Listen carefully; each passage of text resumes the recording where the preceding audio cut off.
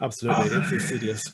Yeah. The whole idea, they link them together because the whole idea is they want to destroy our way of life. And I know that sounds dramatic, but they don't believe in capitalism. They think it's dangerous and bad, so they call it white capitalism. They don't believe in the family structure, so they call it the white family structure. And families are the essential of our way of life. Our communities start in family, our education starts in Yeah. family. Respect, law, everything starts in the family structure. So to break that down is to break down our way of life.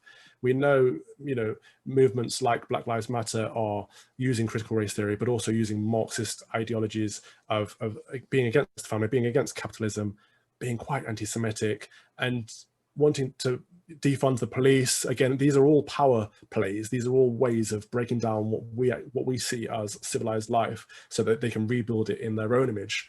And that is something we should all be worried about.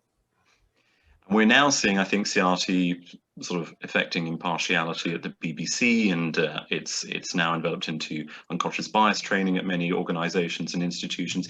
Is this? I suppose my final question is this sort of so big and it's snowballed so much that in a way we're fighting a losing battle, or do you still remain optimistic? Do you still believe that the tide can be pushed back against this, and balance and evidence can displace sentiment?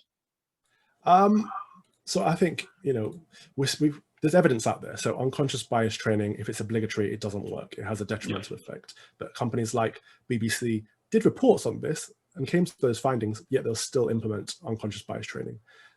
We've got unconscious bias training in the government. It's everywhere, and it is steeped in critical race theory. So all these things link together.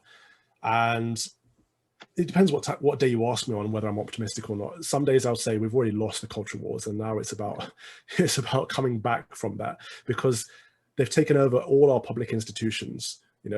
From the government to the Quangos to the police force to the BBC. They're everywhere.